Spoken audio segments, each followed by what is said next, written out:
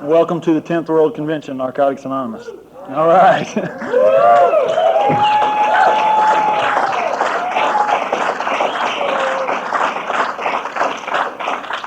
I really hadn't intended to tell my story, but a funny thing happened on the way to the convention about 9 months ago. Anyway.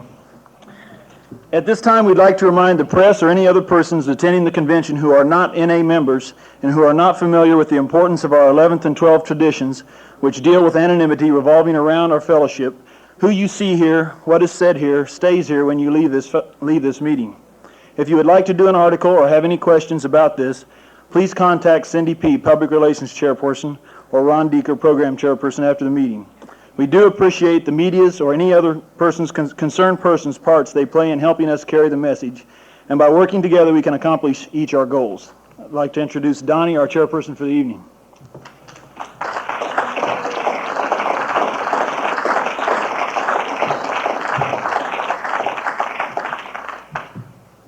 Howdy, my name is Donnie and I'm an addict. Well, let's start this out with how it works. And Walter J. want to come up and read how it works.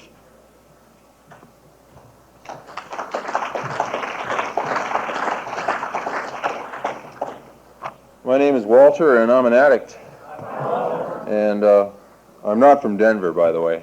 I'm from Canada, and I'm just really glad to be here. It's a nice place to be. It's a little too warm, but other than that, I think I can get used to it. Anyways, what is the Narcotics Anonymous program? NA is a non-profit fellowship or society of men and women for whom drugs have become a major problem. We are recovered addicts who meet regularly to help each other to stay clean. This is a program of complete abstinence from all drugs. There is only one requirement for membership: the honest desire to stop using. There are no musts in NA, but we suggest that you keep an open mind and give yourself a break. Our program is a set of principles written so simply that we can follow them in our daily lives. The most important thing about them is that they work. There are no strings attached to NA. We are not affiliated with any other organization. We have no leaders, no initiation fees or dues, no pledges to sign, no promises to make to anyone. We are not connected with any political, religious, or law enforcement groups, and are under no surveillance at any time. Anyone may join us regardless of age, race, color, creed, religion, or lack of religion. We are not interested in what or how much you used or who your connections were, what you have done in the past, how much or how little you have, but only in what you want to do about your problem and how we can help. The newcomer is the most important person at any meeting, because we can only keep what we have by giving it away. We have learned from our group experience that those who keep coming to our meetings regularly stay clean. How it works. If you want what we have to offer and are willing to make the effort to get it, then you are ready to take certain steps. These are suggested only, but they are the principles that make our recovery possible. 1. We admitted that we were powerless over our addictions, that our lives had become unmanageable. 2. We came to believe that a power greater than ourselves could restore us to sanity. 3. We made a decision to turn our will and our lives over to the care of God as we understood Him. 4. We made a searching and fearless moral inventory of ourselves. 5. We admitted to God, to ourselves, and to another human being the exact nature of our wrongs. 6. We were entirely ready to have God remove all these defects of character. 7. We humbly asked Him to remove our shortcomings. 8. We made a list of all persons we had harmed and became willing to make amends to them all. 9. We made direct amends to such people wherever possible, except when to do so would injure them or others. 10. We continued to take personal inventory, and when we were wrong, promptly admitted it. 11. We sought through prayer and meditation to improve our conscious contact with God as we understood Him, praying only for knowledge of His will for us and the power to carry that out. 12. Having had a spiritual awakening as a result of those steps, we try to carry this message to addicts and to practice these principles in all our affairs. This sounds like a big order, and we can't do it all at once. We didn't become addicted in one day, so remember, easy does it. The only way to keep from getting or continuing a habit is not to take that first fix, pill, or drink. If you are like us, you know that one is too many and 1,000 never enough. We put great emphasis on this, for we know that when we use drugs in any form or substitute one for another, we release our addiction all over again or create a new one. The substitution of alcohol has caused a great many addicts to form a new addiction pattern, which in its progression brings as many problems as before. We seem to forget that alcohol is one of the oldest known drugs. It would appear that we are people with addictive personalities who are strongly susceptible to alcoholic addiction. Thank you.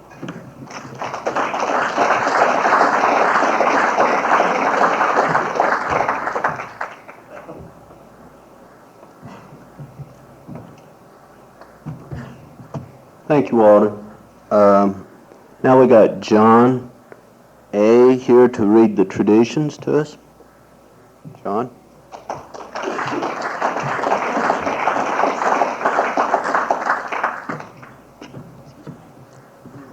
I'm John. I'm an alcoholic and a drug addict. Hello. These are the traditions. We keep what we have only with vigilance and justice, freedom for the individual. Wait a second. Okay, we keep what we have only with vigilance, and justice, freedom for the individual comes from the 12 steps, so freedom for the groups springs from our traditions. As long as the ties that bind us together are stronger than those that would tear us apart, all will be well. Tradition 1. Our common welfare should come first. Personal recovery depends on NA unity. 2. For our group purpose, there is but one ultimate authority, a loving God, as he may express himself in our group conscience. Our leaders are but trusted servants. They do not govern.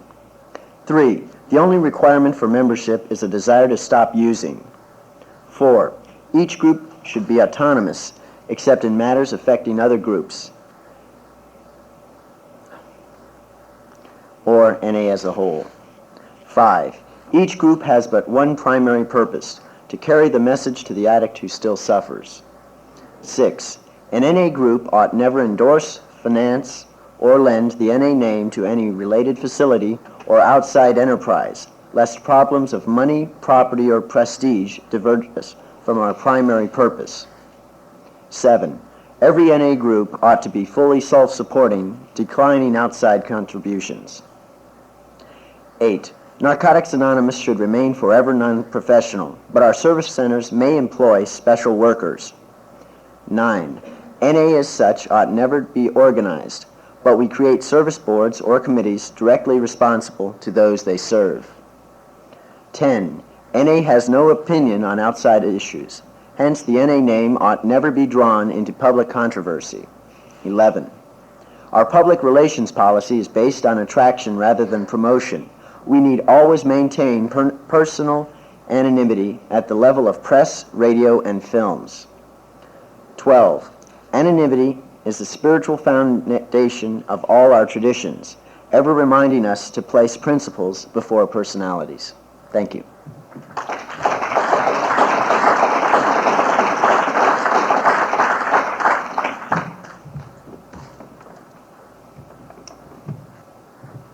Thank you, John.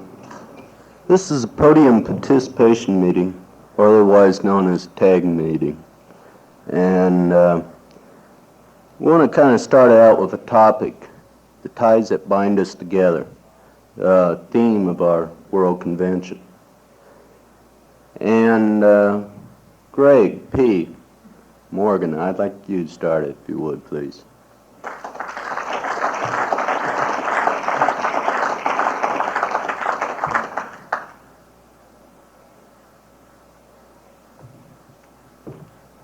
My name's Greg. I'm an addict. And I'm really glad to be here. You know, it's nice. I've been to all the NA World Conventions, and this is the best one. Because it's right now. You see.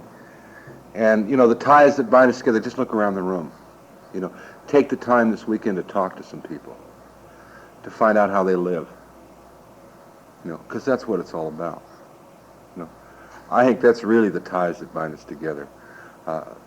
Caring and sharing and exposing ourselves to another human being. You know, letting you know a little bit about who I am, and my finding out a little bit about who you are. Because that's the way it really works for me. You know, I get a lot out of meetings, and I get a lot out of reading, and I get a lot out of this and that and the other thing. But where it really is in living together. You know, we get together a bunch of people who cannot survive alone, you know, who can no longer continue to live the way they're living. We come in these funky meetings. We find out it's okay to be a human being. You know, we find out it's okay to care. We find out it's okay to be vulnerable. We find out it's okay to reach out and shake someone's hand. And these are things I never understood. I couldn't even comprehend them. And, you know, those are the ties that bind us together. Sure, we have service structure, and we have groups, and we have trusted servants, or servants, sometimes trusted, sometimes not so trusted. But we have a lot of things. We have a world directory, we have area committees and regional committees and intergroups and steering committees and all kinds of things. But the ties that really tie us together are the interpersonal relationships that we never knew before. The commonness of our desperate disease that allows us to come in here and, you know, and be a person for the first time. Allows us to come in here and find out that, you know, square pegs, that, you know, there are round holes for them. That's the magic of the program. For the first time being able to live as a human being. You know, for the first time belonging. For the first time taking a chance. You know, because those are things I never knew anything about. Thank you.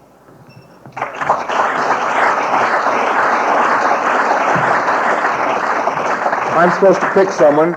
There are a lot of people out there that I've met and know, and if I picked one of you, I would be shorting myself because I've probably heard you. And so I want to hear from the gal in the green top, right back there, 3 rows from the back.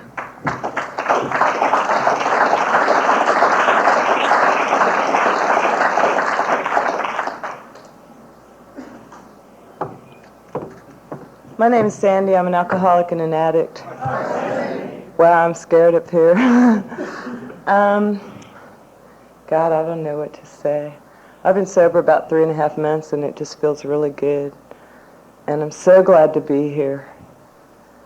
I don't know, I've been kind of spacey all day because I'm just walking around going, wow, look at all these people. I don't know, I've been real into gratitude, and I don't know, by the grace of God, hopefully I'll be here again. I don't have much to say. And now who am I going to pick?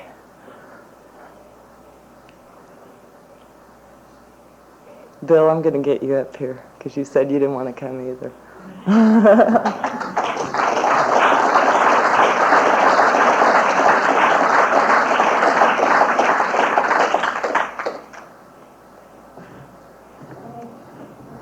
I'm Bill. I'm a drug addict and alcoholic.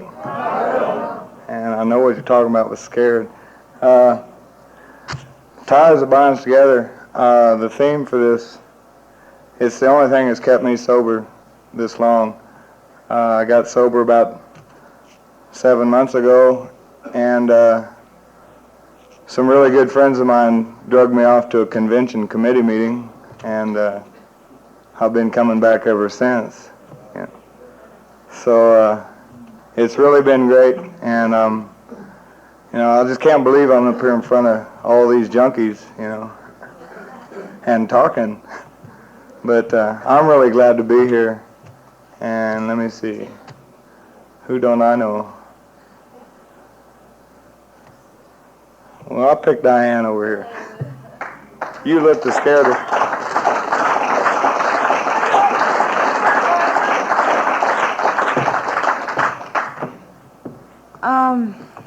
God. Hi over there. Oh, boy. Hi, I'm Diane. I'm an alcoholic and addict. And, geez, I know how it feels now to be scared. I am. But it's fantastic to be back at the 10th. And it's good to see the same people as we did last year. I see a lot of familiar faces. And it's all good that we're back here together again, another year, clean and sober. Are you talking, I sort of came in late, or we sort of talking about the ties that bounce, wait, whatever. Oh man. Well, this is how it's working, you know. These are the ties are really working, and this goes to show all of us being here for this 10th. And, you know, I don't know what to say either, but it's good to be here, and I love all of you.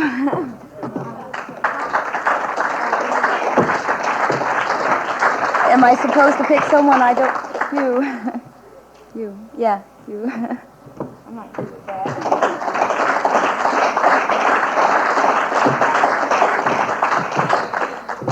My name's Cindy, and I'm an alcoholic and an addict. And it's good to be here. It's good for this to all start.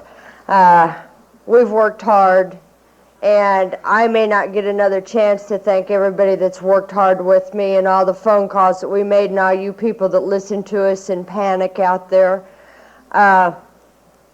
It's overwhelming, you know, to be a part of this. I am so excited. I can't hardly stand here. And there's one person in particular that I feel like I want to thank, and that kind of brings a little tear to my eye thinking about it. But I remember 3.5 years ago when I met a lady at an AA convention, and there was this kind of a cosmic energy that floated across the room when there was word flying that there are 2 Narcotics Anonymous people in the room.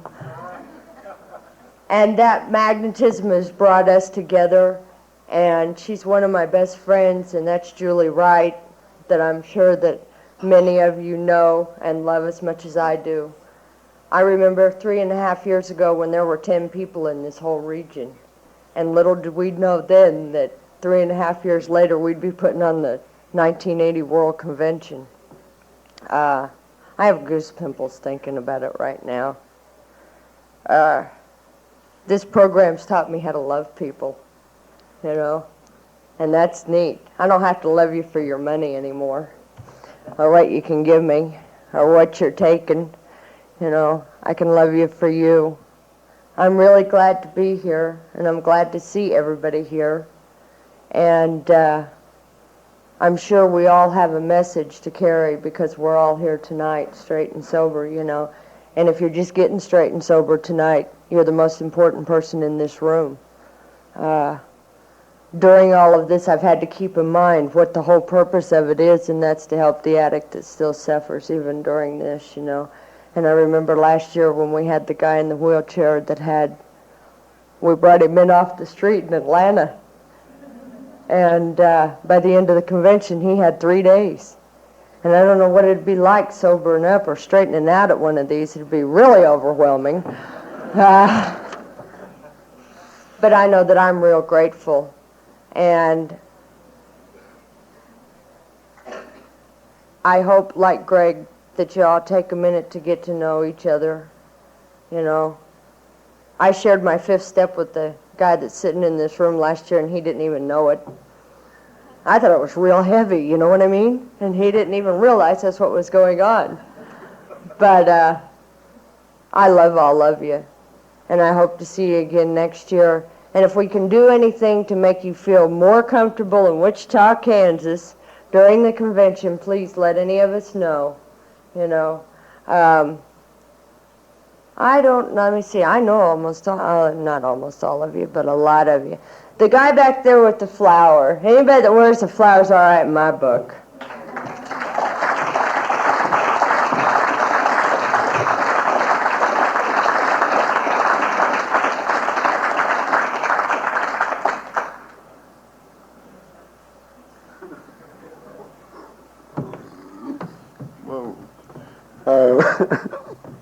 My name's Dennis. I'm a drug addict, alcoholic.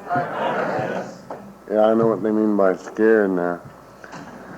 The flower, I'll explain. I used to be a flower child back in the late 60s, early 70s down in San Francisco. To anybody from California, hello.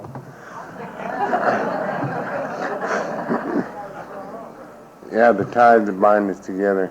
Somebody said at the camp out we had up here in Newton a few months back that the ties, one of the things that helped them with the program was anywhere they go, they had a friend, you know, that was in the program, because all over there's us people that are strung out and trying to recover and work in the program.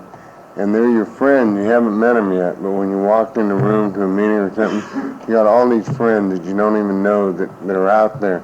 And that's what makes me want to stay in the program and keep working it. You know, I got all these friends all over the world, you know, that's striving for the same thing I am, to stay straight and, you know, find their higher power and, you know, just get their shit together. And it really makes me feel good to know that there's a lot of people out there working on the same thing I am.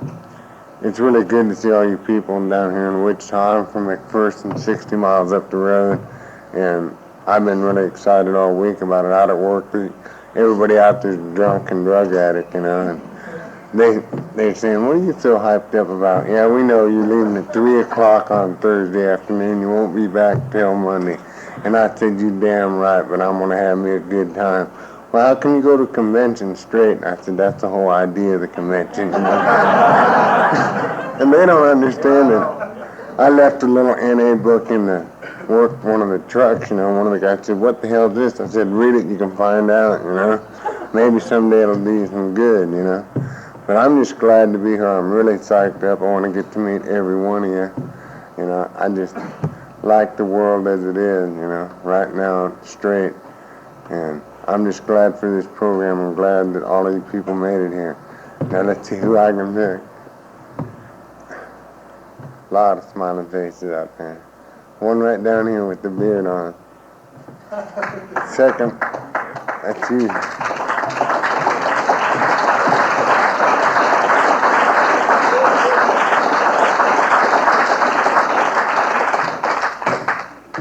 Wow.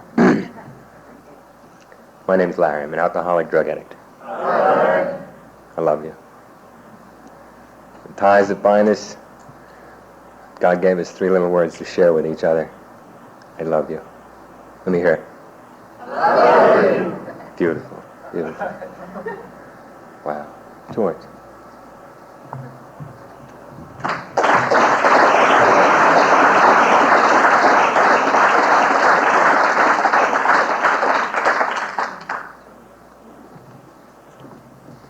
Hi, I'm George. I'm a drug addict and alcoholic. I'm really excited up here, and it's really great to be here. I'm a little overwhelmed right now. Okay, the binds for me that ties together are the people in this program. It seems to me no matter where I go, I haven't traveled very much except for this year in the program, but I've been to like South Carolina. Now I've been to Wichita, you know. I've been in northern Pennsylvania, you know, New Jersey. Wherever I seem to go, the people there, they have their hand out to me. They treat me like gold. Just because I'm part of Narcotics Anonymous.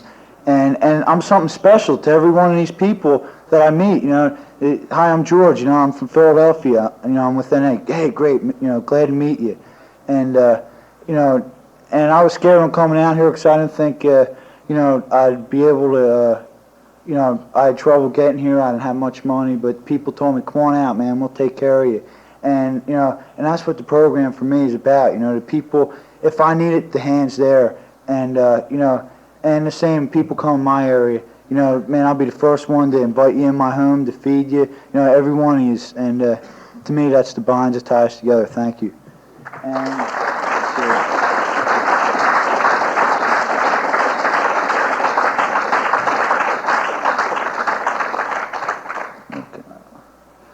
Jim over here.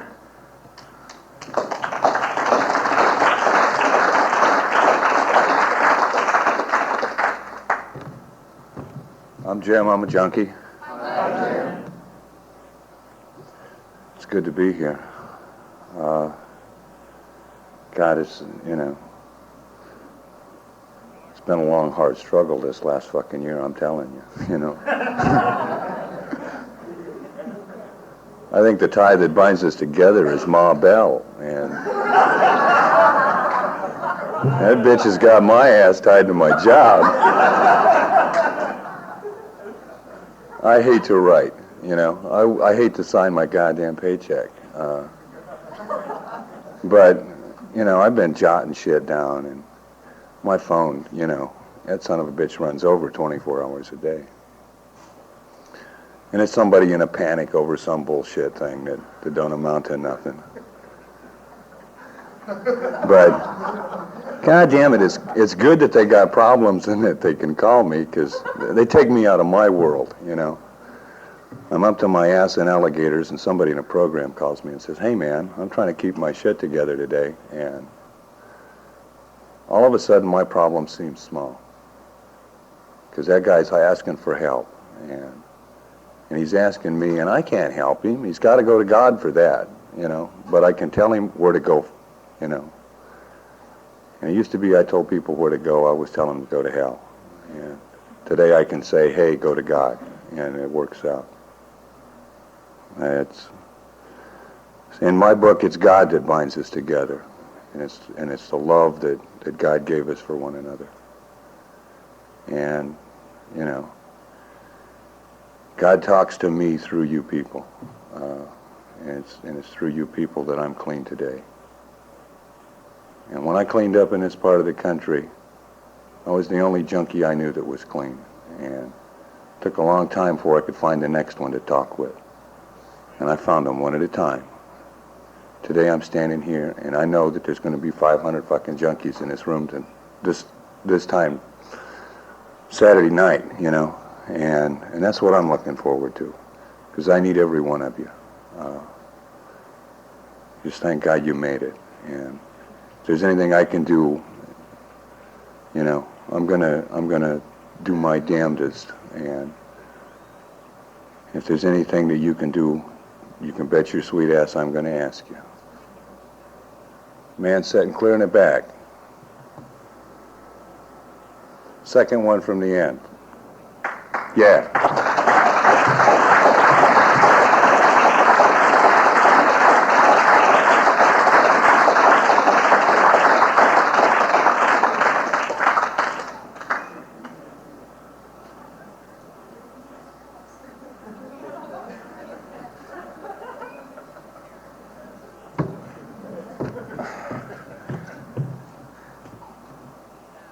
Hi, I'm Rodney Moon, and I'm an alcoholic. Wow. What am I supposed to be doing up here? I don't know. Well, I'm, like I said, I'm an alcoholic. I've been an alcoholic for a long time.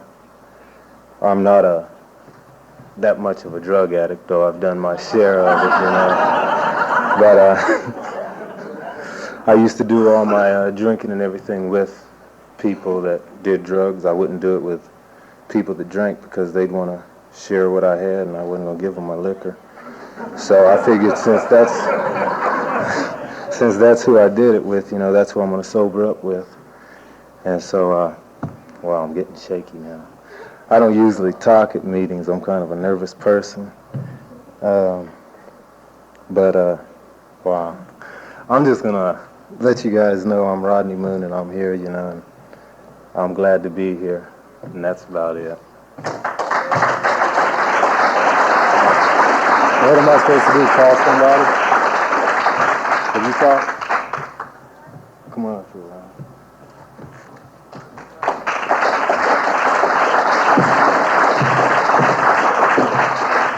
Hi again, my name's Ron, and I'm an addict from Topeka. And I was going to say something when I first got up here. I got about 180 degrees, and I couldn't remember what I was going to say.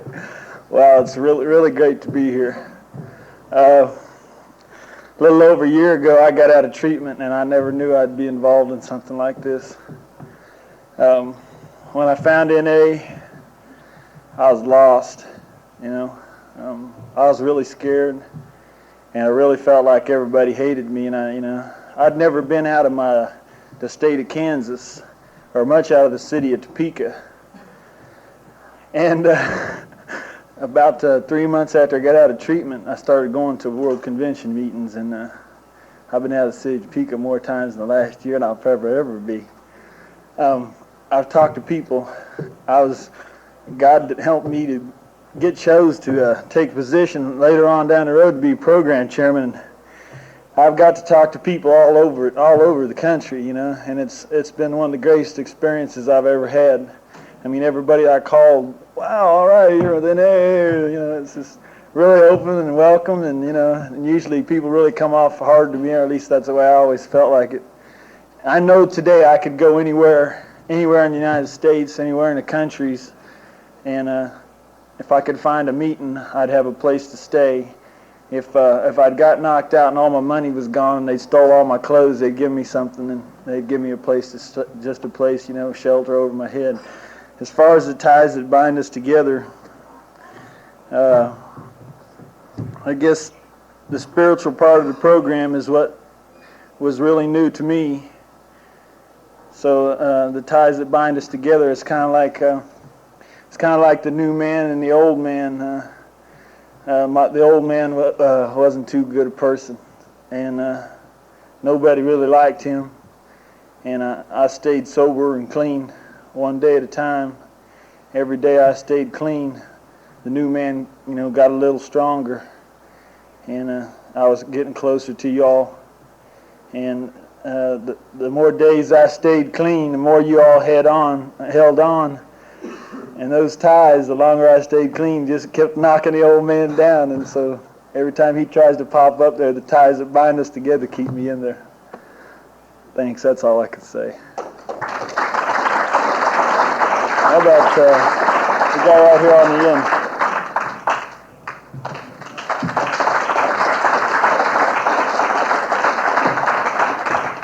Hi everybody, I'm Charles and I'm a dope fiend.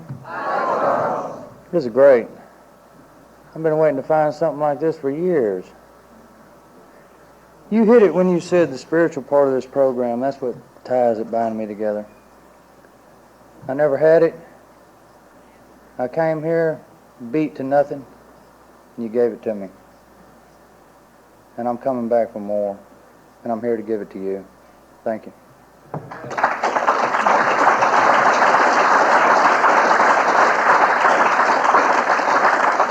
Guy second from the end with a blue shirt.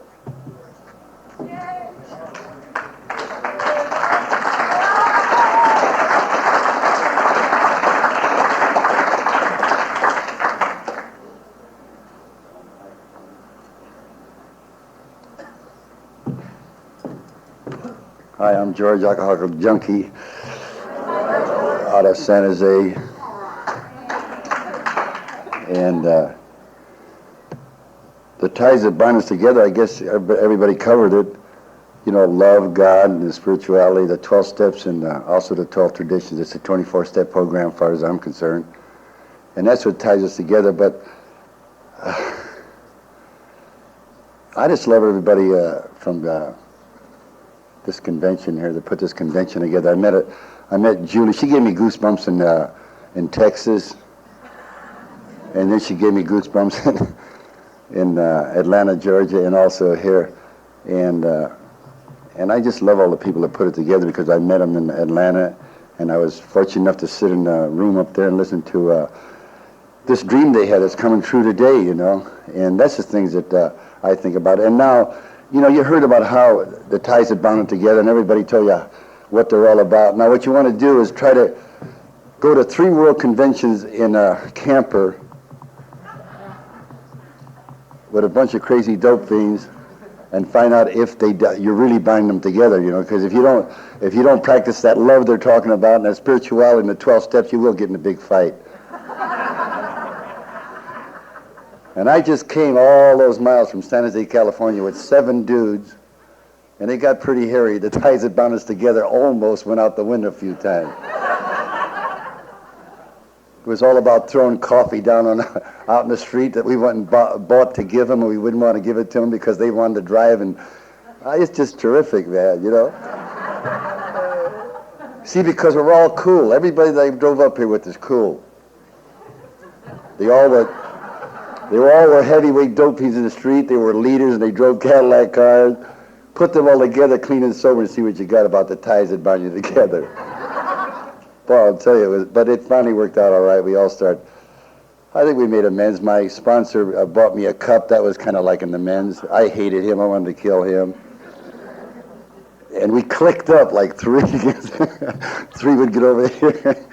And so that's what it's all about, though. You know, like I say, we love each other, man, no matter what, you know. And that's what got us here. That's what got us here, the love and the understanding, you know, and being able to turn it over, like they say.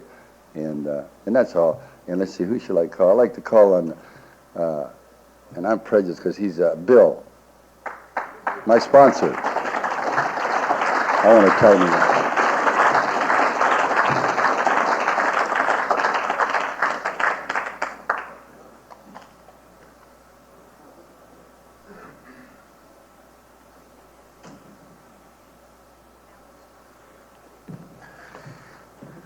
I'm Bill. I'm an addict and alcoholic.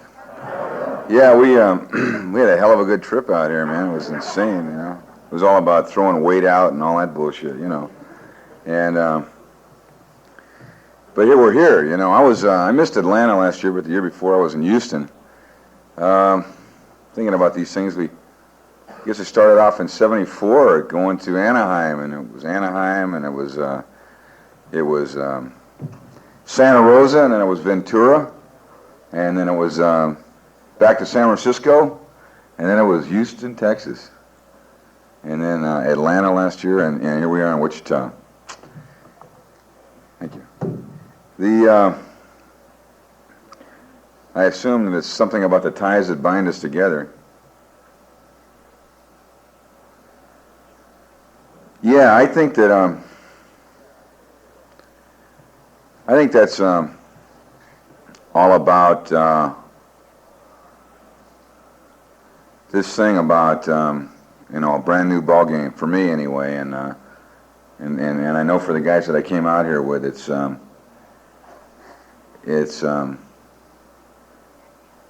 I first got sober, these guys were talking about these guys and guys like this were talking about. You know what, man? You didn't do very good on your own. You know, let's try and do this together. You know, you help me today, and I'll help you tomorrow. And it's been like that almost 7 years for me. And been getting a lot of love and support here. You know, sometimes it's just a pat on the back and an encouraging word. But you know, I got a feeling like I belong here, and I've always felt that way. You know, and I never felt that way before. A feeling of being loved and accepted and appreciated, you know. And not because I'm a wonderful guy, you know, not at all. It's because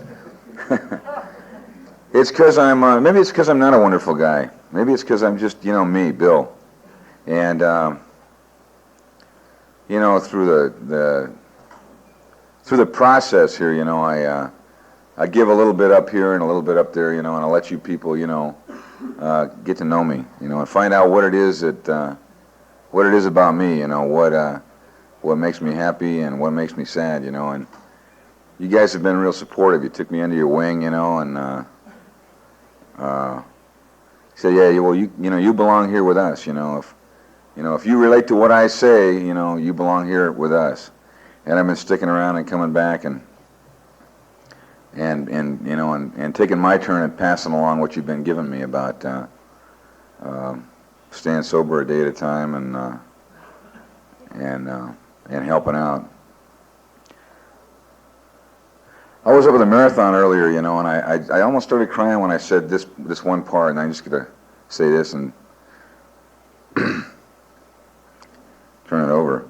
I was thinking about the single most important thing, man, that probably kept me here and here sober, was that there's guys like George over there that love me enough to to tell me that I was full of shit, you know what I mean? When I was off into tricking myself back into using drugs, man, and alcohol. You know what I mean? He took the risk of me not loving him, man, for calling me up on what I was really doing to myself, you know? And as a result, I managed to stay clean and sober and be here today. And I'm grateful.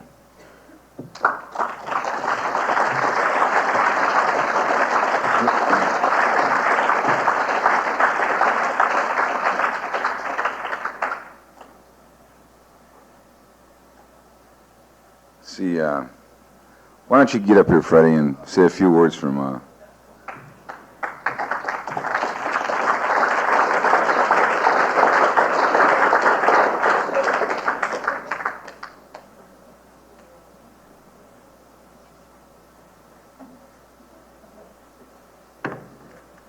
My name is Fred. I'm a grateful addict, alcoholic. I was tripping, George said it all, we got crazy on the way down. But that's what's happening, I dig it. I dig getting crazy like that, because that's what it's all about. I don't think I'm together. I don't think that none of us are together, and this program, it's like every day is a new experience for me, and it's been like that, since I come into this program. And if it had to be any other way, I wouldn't want it, man, because then I would be cheating myself. I have to grow as every day goes, But as I was listening to some of the people talking here, I think somebody said it all when he said it's a 3-letter word. 4-letter words. That's love, and that's what I found in this program. A lot of love since day one. Because I was one of those persons that was lost in my insanity, and I was very sick, and I'm still sick in a lot of areas as far as character defects. But as far as growing and learning this new way of life and this new talk, because I didn't talk this way, really, I didn't. You see, I used to talk another way. I used to think that I was unique and I was different. I think somebody got up here and said that he was an alcoholic. And he was partly an addict, and I kind of chuckled, because not at him, but because that's how I felt. I thought I was an alcoholic. I thought I was just an addict when I first came here. I never drank that much wine, I didn't hide my bottles, and then as I stood around this program, I found out that the disease, man, is too much, the illness is too much, and as a result of getting honest with myself, and surrendering to this program and really hanging on even when I didn't understand, I'm still here clean and sober. Please turn your tape, do not rewind. Please turn your tape and continue on side 2.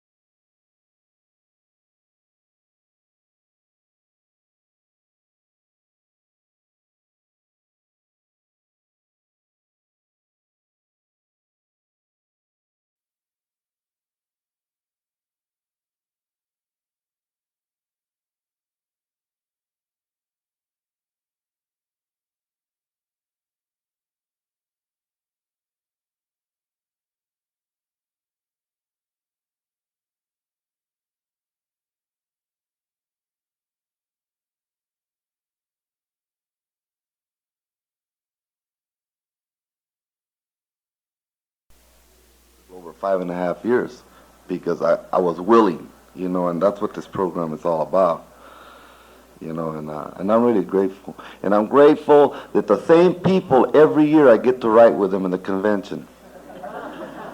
That's how much, we love each other, even though we fight and we argue and we go through changes and who's gonna wash the dishes and you washed them this morning and and it's the little trips that we go through, man. But you know what? That's what binds us together. That's it right there, And I'm gonna tell you, I'm just gonna say this and shut up. I'm gonna tell you how my addict mind works. See, I'm gonna fly back because I have a cousin in Colorado that I want to visit for a week. And I'm sitting with my friends this morning and I'm thinking, Jesus Christ, the last time I flew from Colorado, man, I went over the Rocky Mountains. The plane was going like that. So my mind's already got me in the Rocky Mountains crash. I'm already crashed, or I'm in Havana, or I'm somewhere else. And this beautiful lady pulls me up and tells me, Jesus Christ, you got an eagle, you know what I mean? You're not that important, are you? I say, yeah, I'm important. Yeah. But that's what this program has taught me, man. It's taught me to just run with anything that I get a hold of, But it's cool. And with that, I want to call on a person, that this is his first time to a Horse convention, and he's a beautiful person. And I had the privilege of seeing him come into this program, and he's real. We go back many, many years, even when we're out there, both of us in the disease and the insanity. And that's Kirk. I'd like to hear from him.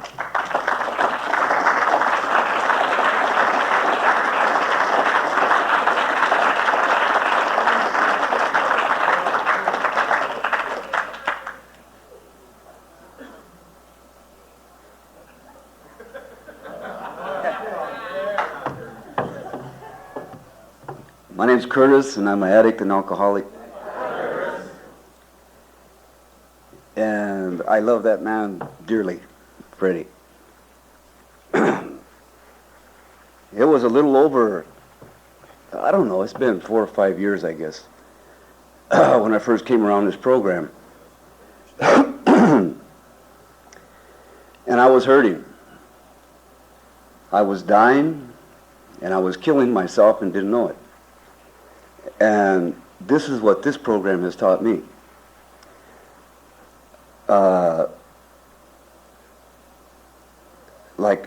And for that, I blamed everybody. I blamed my folks for being born into this world. I didn't ask to come here. And then I started blaming the authorities, the Department of Corrections, parole officers, and then the dope start getting bad.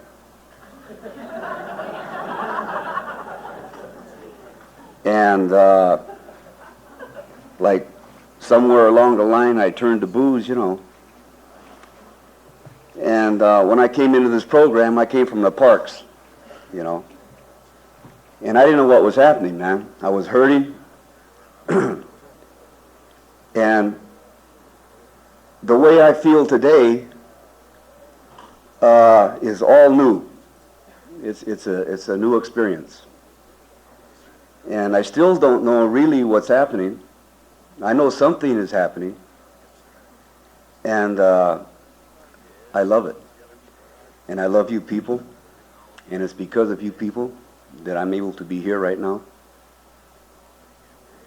And the ties that bind us together, I keep hearing, I've heard it, God and higher power or what you will. And that's my belief. That's my belief. And thank you.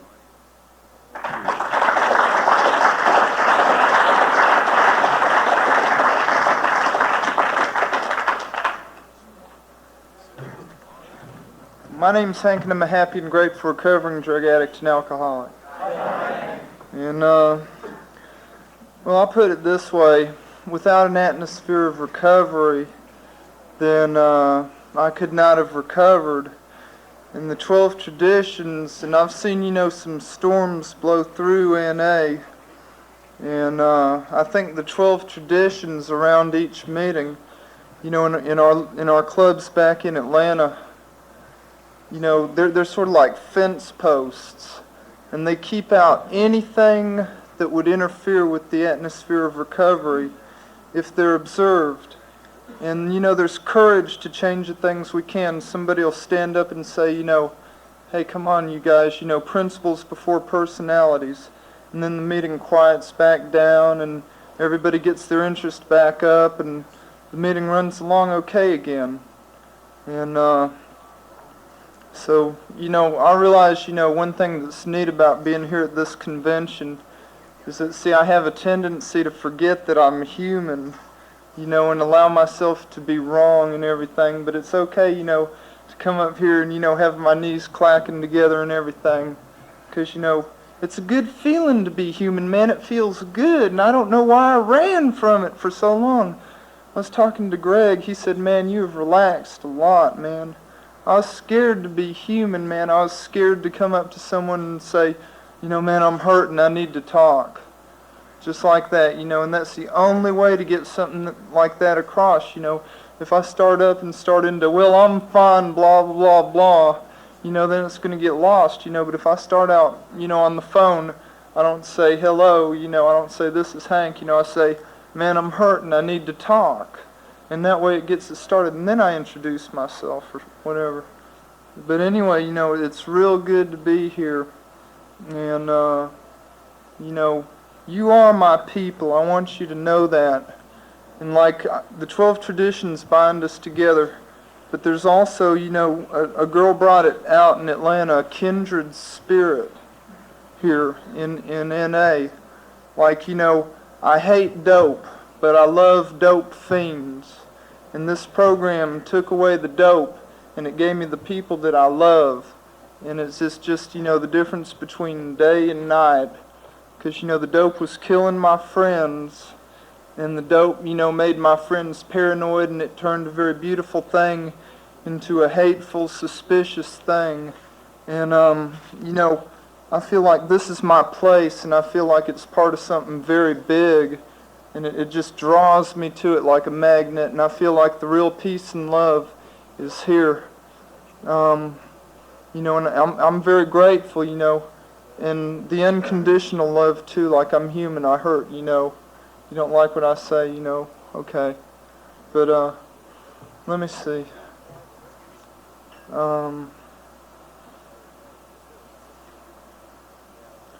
Yeah, you, man, come up here.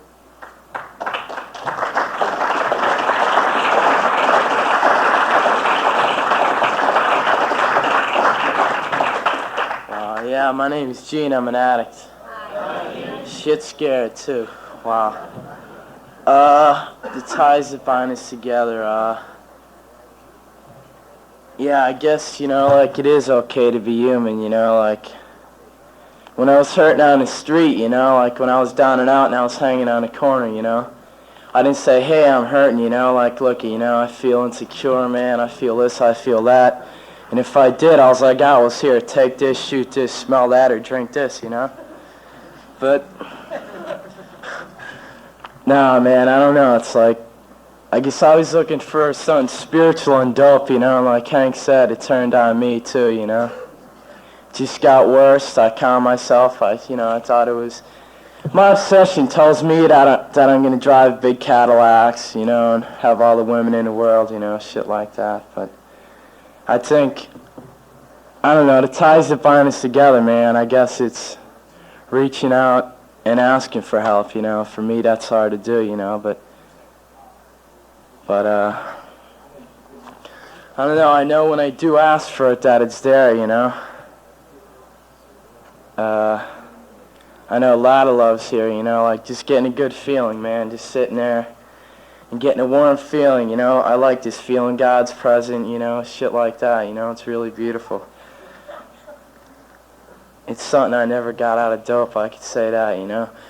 Yeah, it was around 17 months ago, you know. I went to a rehab and I got out, and I was, you know, more slick, more hip. You know, I calmed myself, man. I said, you know, drugs, you know, it's going to be different. I'm going to smoke a joint, and I ain't going to shake, and I ain't going to do this, and I ain't going to do that. But I went out, I went to people, places, and things, man. I got loaded before I knew it, you know, and then I was out, and it took me like 10 more months to get back to this program. And today, I see a lot of growth in me, you know. I'll be 7 months sober in a couple days, and I just never thought I could do it, you know. it's really a miracle. Like, you know, I see the change in me today, man. Like, when I look at dope, I don't want to look at it like I did, like rosy and, you know, cool and shit like that, you know, because it ain't like that for me anymore. I know it's my life, you know, and I know if I pick it up where I'm headed, so. But the ties that bind us together, man, are all these beautiful people here. And I love all of yous, and thank you. And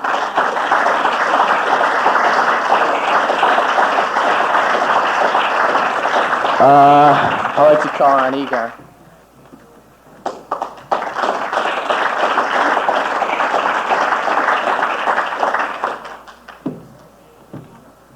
Hello, my name's Egon. I'm a drug addict and an alcoholic. Yeah, you know, it was shared before too, which I could identify with, the caring and the sharing and the love in these rooms, and the God of my understanding. And, you know, like, for me, like, these ties that bind us together really wouldn't be anything, you know, worth anything if I weren't sober today, or if we weren't sober today. Like, I never had this in my active addiction. And acceptance, you know, comes into mind, because when I first come into this fellowship, I had a wall built around me, and like I didn't want to know anybody, and I didn't want anybody to know me. And little by little, you know, like, people started sharing with me and caring, and they were giving to me, and it was very hard for me to accept myself as a human being. And it was hard for me to accept, you know, others.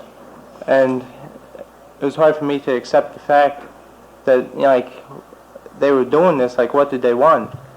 And little by little, that wall became, like, it started like, being torn down. And, you know, like, I was able to, like, look over it. And for me, it's like these ties, like, by letting them in, it kind of, like, makes that wall lesser and lesser. And I'm grateful to be here today. Mark.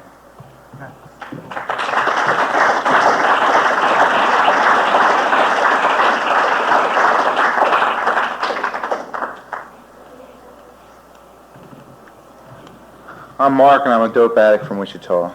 And I sat back there so fucking smug and said, boy, those guys are scared. It's different this time. Well, I tell you what, I'm still too spacey to be too scared. But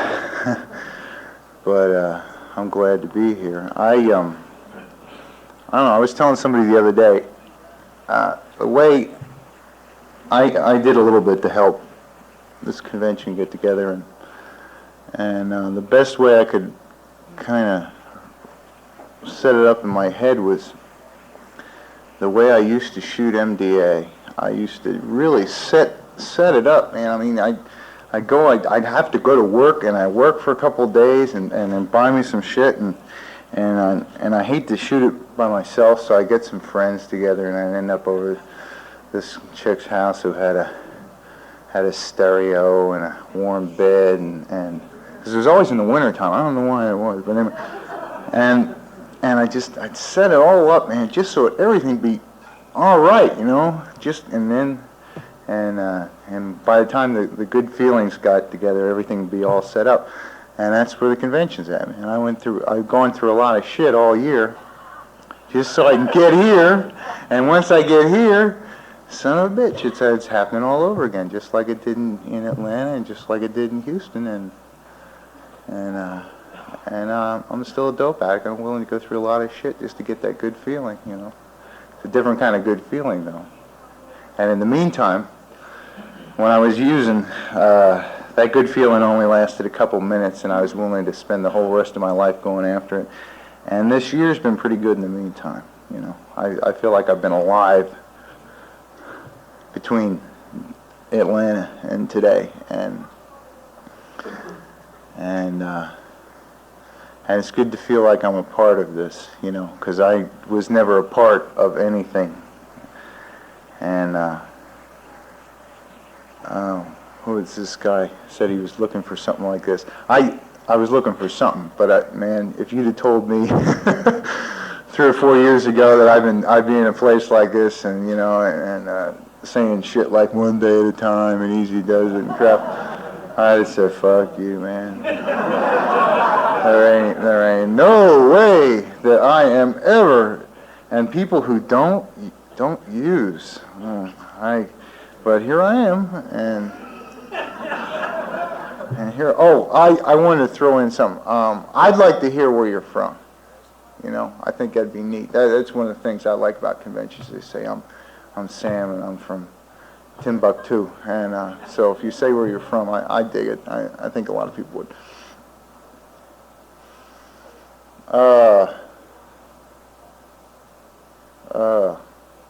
It must be a woman I don't know. Really, that was innocent, folks.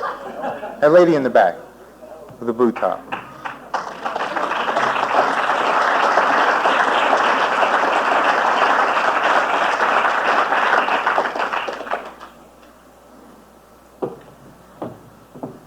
I'm Nona, and I'm an addict from Santa Cruz, California.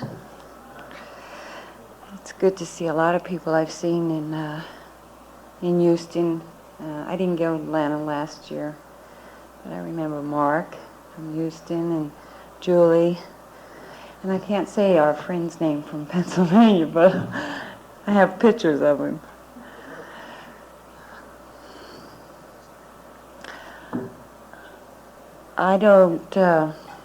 I'm looking around at these banners, and I've been to quite a few of these conventions. And I think it was the first person that got up here and said that this one is the most exciting because I think it was Greg that said, because this is what's happening right now, you know. I think the most important thing that happened to me in this program is that I allowed you people to love me back to life. You know, I felt unworthy of that. I really didn't believe that anybody could love me. And when it started happening around here, I didn't trust, you know. And today I know I have 4 years coming up next month, and I know if I don't trust you, what do I have, you know? What can you do to me? It's been done already, you know. All of it's been done. I heard a girl saying in Honolulu 3 years ago that when she got here, her skin hurt her, you know. And I thought, my God, she felt just like I did, you know. I never could put that into words, you know, but I knew that living inside of my own body was the most intolerant thing I could do. I remember times looking in the mirror and thinking and saying to myself, I hate you, and why can't you be like other women, you know? What's wrong with you? And I don't know what makes up an addict or an alcoholic or the combination of two. I think there's something missing from us that other people have got or get after they're born. And the only way I found mine at that time was through drugs and alcohol, you know. And today that hole that drugs and alcohol used to fill, the love of this program fills, you know. I know that God loves me because I wouldn't be standing here tonight if he didn't, you know, and has always loved me, you know. When I first came around, some man told me, he says, learn to love the unlovable. And I looked around to see who he was talking about. He was talking about me, you know. And I was told things like, you know, you're fighting a fucking battle and the war's over, you know. And I had to learn to surrender, you know. I had to learn to say, please help me, I'm hurting. You know, I had to learn to put out my hand. I had to learn that I could cry, you know, and people were not going to make fun of me, you know, because that was hard for me, you know.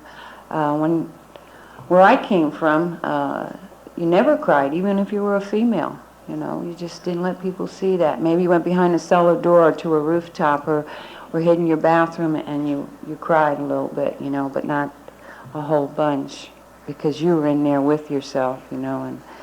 And I heard a man say a little while back that the only thing that will be out to get me in this world is my own mind. And I have found that to be true. It has been my experience since I got here that I have been my worst enemy all of my life, you know. And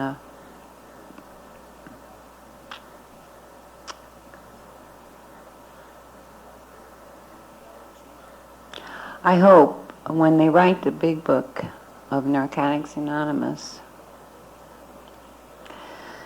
that they have words in it like it says in the big book of Alcoholics Anonymous, that the main object of this book is to introduce you to a power. And because it's things and words like that that have helped me survive, you know. I had a concept of God that was very fearful, you know. I was really scared of this God that I had learned about in church and through my mother and through the sisters and through the nuns, you know. And I was really afraid of this God.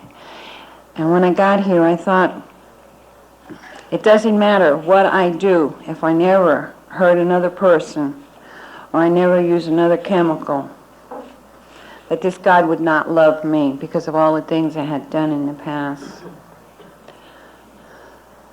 And I found after this program that God loved me even through all those things I had done in the past, you know, like He loves me today when I reach out for somebody, you know. I love NA, you know. Where I come from, they call me the bleeding deacon. I'm always slapping traditions around at them, you know. And sometimes it's painful because I am sensitive, you know, and I love a lot of these people that come at me, you know, and I have to remember that we're all God's kids, you know, and even the ones that don't get here. And I pray for them. I have a brother dying in Santa Cruz, and he was too hep for this program. George talked about being cool. It's called terminal hipness, you know. I think that most of us, and I'm not very far from being wrong, are attacked by a secondary infection of this disease, and it's called big shot-itis, you know. And but we get through it, you know. When I run onto the old-timers, you know, with 10, 15, and 20 years, and I want to know their great wisdom and their great philosophy and how do you get this thing, and they look at me and said, just don't take nothing, you fucking dummy, you know. And that's what's happening, you know.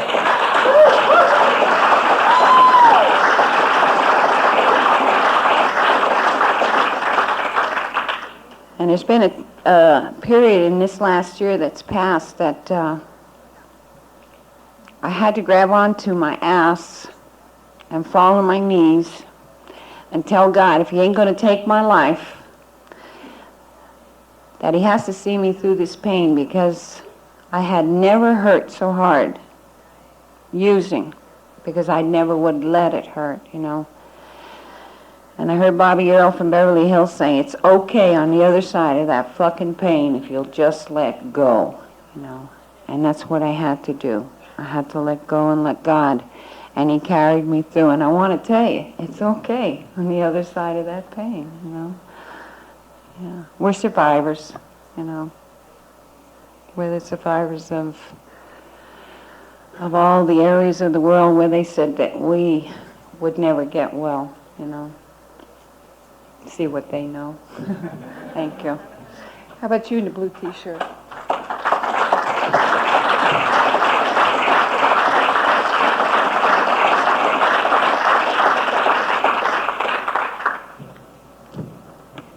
I'm Mark, and I'm an addict and an alcoholic from Tulsa. Well, I didn't figure I'd be up here. what traditions that tie us together. I was thinking about that, and I was thinking about mainly to me it's the fellowship that we have, all of the people, and this is my first convention, and seeing all of you people, and just feeling the love and being able to share. I think that's a lot of what it is. I know that for the longest time I was never able to share. I would not let myself. And seeing other people, feeling the feelings that I have, feeling the feelings that they have, sharing those feelings is a lot of what this means to me. And only through the grace of God am I able to do this today. And am I able to actually even be here? I always have to feel that within myself. I know that in the past, when I have been in a bad place, and I get in a bad place a lot of times, just realizing that I'm alive helps me. And sharing with other people, sharing that feeling, is able to relieve me of that. And that has brought me a long way in this program. I don't even know, I can't even come up with the words to explain how this program works in my life totally. I know that it does. It has allowed me to come here today, and just realizing that makes it a little bit easier.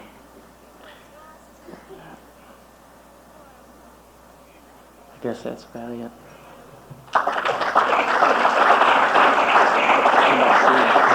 You already talked? Okay. How about you? Right there on the end. The white t-shirt. Heavy. I'll pick out somebody here in a minute.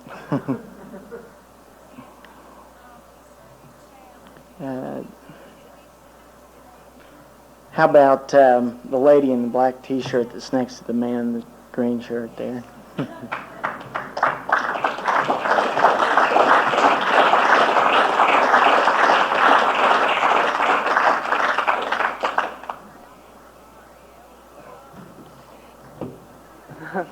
Hi, I'm Julie, and I'm an addict and alcoholic. Wow, there's a lot of people here. I don't know if you can hear my heart beating, but I can. The thing that, I guess, for me, the ties that bind me is the most neatest thing. Like, Jim's sitting over there, he can sit down and he can spend 5 hours with me. And in the job I work, I make out payroll, and they get their paychecks. And boy, if paychecks aren't out by 9 o'clock Friday morning, my ass is grass. But he don't get a paycheck for sitting there for 5 hours talking to me, you know, or giving that time. Or anybody out there, you don't care whether I'm black, or whether I'm white, whether I'm female, whether I'm male, whether I'm the man from the moon or not. If I've got a problem and you can help, then you're willing to give that to me, and that's the most important thing, is the willingness to give. It took me a long time to realize that I can give and I can receive and be okay with it. And when people, you know, when I can walk up to somebody and say, "Hi, I'm Julie, and I want to give you a hug," and I can hug them, and they don't think anything, you know, it doesn't have to turn anything else. That's one of the neatest things, is to turn around and tell somebody you love them without knowing who they are, and knowing that it comes from the gut and not the head, and it's not just words. Because I know so many times that I've heard people say, I love you, you know. That's like every time you turn around. And it gets sickening. But when you hear somebody come out and he's got tears in his eyes and he's pouring his guts out to you and he says, I love you, and you know that it's coming from deep down inside. You don't know, you know it's not words. And I'd like you to do something. you know, if you ever notice that when people get together, like there's all these chairs here, and you've got 2 people here, and 5 chairs down, you got 2 more people. It's kind of like people are scared to get too close or something. Reach out and take the hand that's next to you. And if you can't, if you've got one hand that's empty, reach out and take that hand to the addict that's out there that isn't here, that needs that hand. And close your eyes and picture, just feel I can stand up here and feel the enthusiasm. And man, I'm floating on cloud 9, and there ain't no drug out there that could put me this high. You know, and I can feel it going through. It's like that hand you're holding on to is the one you care about. You don't care what color he is or whether he's male or female. Just hang on to it and tell him you love him and be good to him, man, because he's your life. Without him, you ain't got shit. And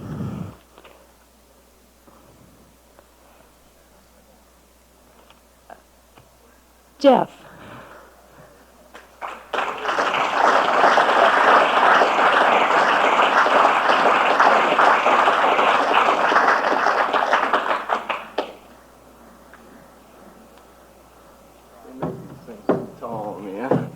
Hi, my name is Jeff. I'm a drug addict and an alcoholic.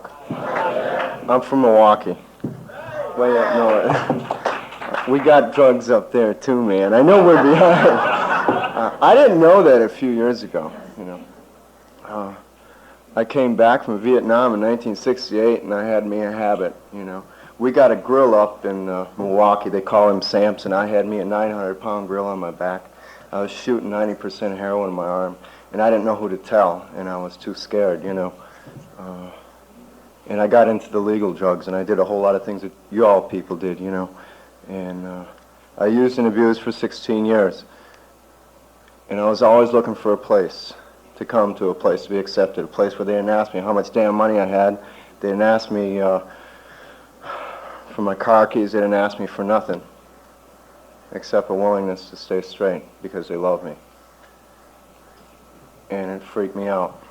I remember the first time I went to one of your meetings and somebody hugged me and I felt like pushing away. And I didn't know how to handle it. And I told myself I didn't know how to handle a goddamn thing. I used to think I knew how to handle everything. I was going to do everything by my way. And then I came to you people and you told me how you stayed straight. Well, I didn't know a fucking thing how to stay straight. I tried for 10 years. And I didn't know how. I went through mental institutions. I went through VA hospitals. I went through the methadone program, you know. And I always wondered how, you know, how straight people stayed straight. You know, and I came to you people and you said, don't fucking use. And you won't get high. It's a simple program, you know, for complicated people. And that's what you told me that I was. I was a drug addict. I wasn't schizophrenic, paranoid, this and that and whatever, you know, like they told me in Japan and Hawaii and Great Lakes Naval Hospital and the VA hospital up in Milwaukee. I was just a fucking drunk and a fucking junkie, you know. Nobody ever told me that. Nobody ever told me what I was. So how the fuck was I supposed to know, you know? And then I came to you people. And you told me what I was. You wasn't afraid to tell me what I was because you love me. And I didn't know how to love you. I didn't know how to understand you. I didn't know how to forgive me. I didn't know how to do a goddamn thing. The closest thing I could relate to was love. It was a 4-letter word, but it began with F, you know. And it had to do with females. And when somebody started talking about love, you know, and God, I didn't belong, you know. I felt, I don't belong here, you know. I want to go away. I want to run away. But I kept coming back, you know. And you people listen to my bullshit. And you put up with my horse shit. And I kept coming back. And I didn't use. And I stayed straight. And then I started getting some feelings. And then I had to deal with feelings. I heard the lady back there talk about pain. I didn't know what the fuck pain was about. I had me a bottle, or I had me a needle, or I had me some something, you know, anything to run away. And then I quit playing Houdini. People told me I didn't have to run no more. But all I had to do was stop using. And I wouldn't get high. And then I could make an intelligent and responsible decision about my life. So don't worry about the world. God take care of the world. You take care of you, you know. And it made a whole lot of sense. I know one thing, when I walk into a room like this, or back in Milwaukee, or in New York, or wherever, that I'll get what I need. May not be what I want, but I'll get what I need, whether it's a pat on the back, a kick in the ass, or a shoulder to cry on. You know, and that I can call you people up at 1, 2, 3 o'clock in the morning when my guts are killing me because I want to get high so bad, or maybe because I'm so fucking lonely I don't know where to go or what to do with it. And you people said, that's okay. You can call me. You can use me, Jeffrey. You can use me. And you taught me so much. The ties that bind us together. You people. You bind me. You know. I never had a place to go to. I never had a place that I belonged. I never had a real family, and you're it. You gave me everything I have today, and that's me. Thanks. Steve.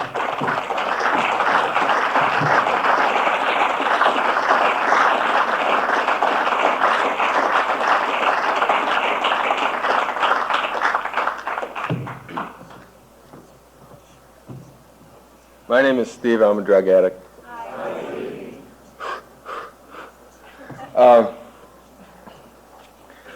First meeting I went to, Jeff was there. I'm from Milwaukee, too. First meeting I went to, Jeff was there, and he scared me a little bit. I thought, this guy's nuts. And but after he talked, what he said made a lot of sense, and the same with a lot of other people.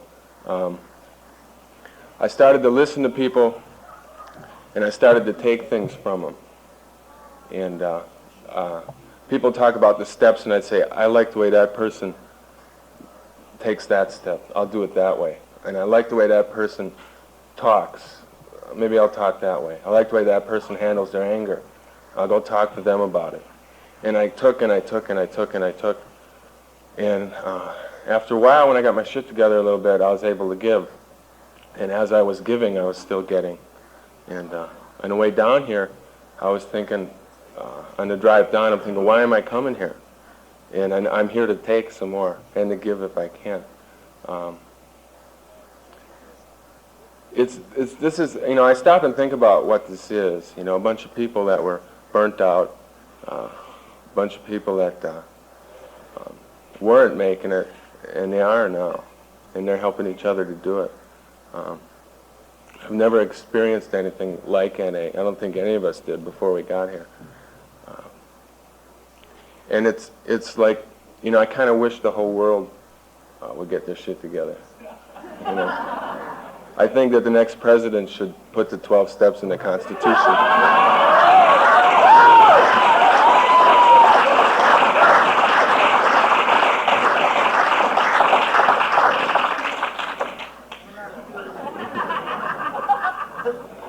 One day we'll have a junkie up there. We probably do now, but they're still using.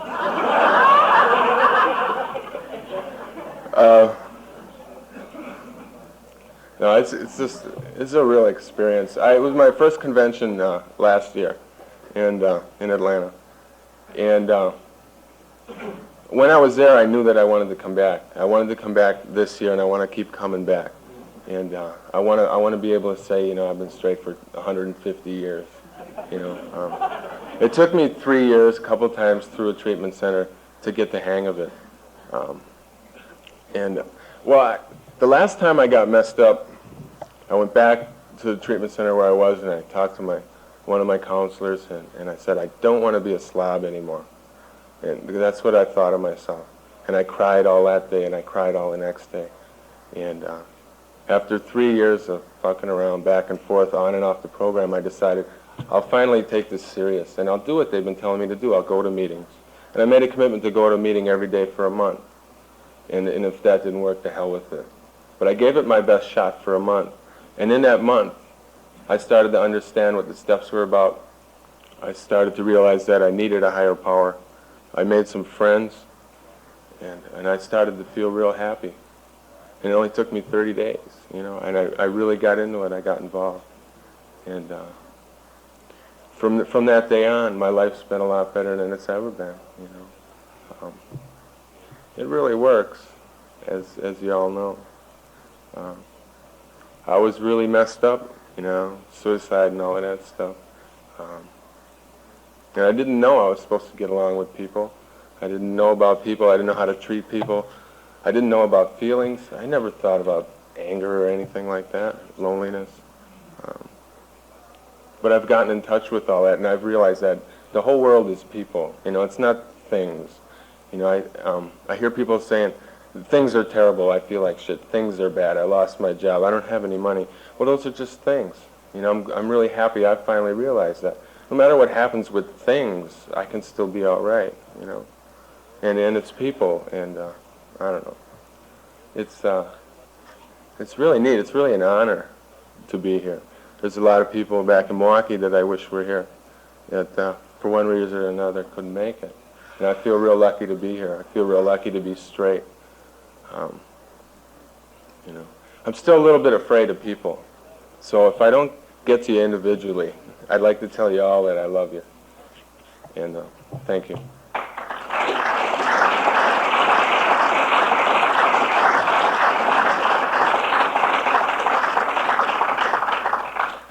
I've heard Kurt talk a lot, but I know he wants to talk, so come on, Kurt.